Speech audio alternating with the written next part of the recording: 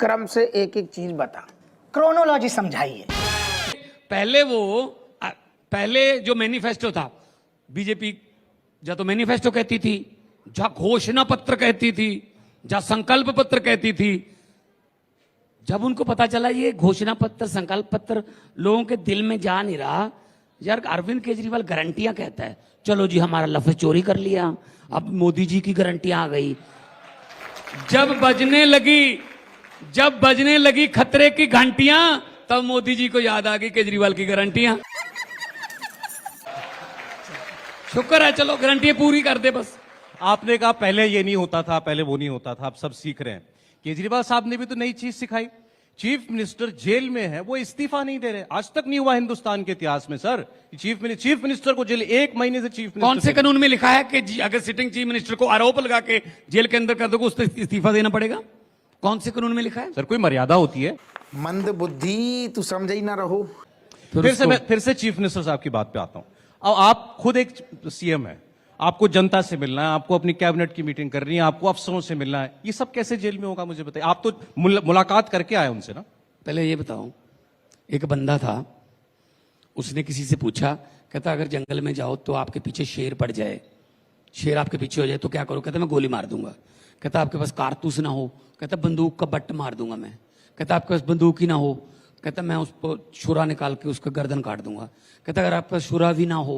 कहता मैं जेब से लाल मिर्ची निकालूंगा, उसकी आंखों में डाल दूंगा। कहता अगर आपके पास लाल मिर्ची भी ना हो? कहता मैं भाग के किसी पेड़ पर चढ़ जाऊंगा। कहता अगर शेर आपके पीछे पेड़ पर चढ़ जाए? उसने कहा जी मैं बाद में जवाब दूंगा, पहले ये बता तू शेर की तरफ है या मेरी तरफ? कमाल की बात कह दी।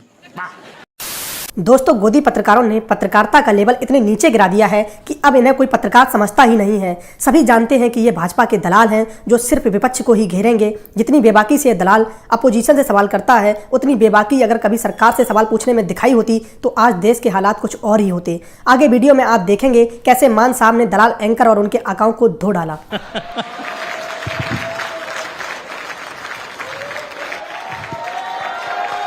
ਹੱਸਦੇ ਚਿਹਰਿਆਂ ਦਾ ਮਤਲਬ ਇਹ ਨਹੀਂ ਹੁੰਦਾ ਕਿ ਉਹਨਾਂ ਨੂੰ ਕੋਈ ਤਕਲੀਫ ਨਹੀਂ ਹੁੰਦੀ। ਉਹਦਾ ਮਤਲਬ ਇਹ ਹੁੰਦਾ ਕਿ ਇਹਨਾਂ ਨੂੰ ਤਕਲੀਫਾਂ ਨਾਲ ਡੀਲ करना ਹੁੰਦਾ। पहले आप ये बताओ, आपने इस्तीफा ले नहीं लेना आज? किसकी तरफ हो भाई? हमने आपको कह दिया सारी मीटिंगें हो जाएंगी, सारे अफसर भी चले जाएंगे, आप दिखाते रहना, सरकार चलेगी। मैं बताता हूं मैंने क्यों। अगर शेर की तरफ हो फिर तो कुछ कर नहीं शेर की सकते। गजब बेइज्जती है। अभी पूरे देश में तो कहते हैं अब की बार 400 पार, अब की बार इतने पार। दिल्ली में क्यों नहीं कहते? क्योंकि दिल्ली में इनको पता है अब की बार सिर्फ यमुना पार। क्या बात है सर, क्या बात है सर।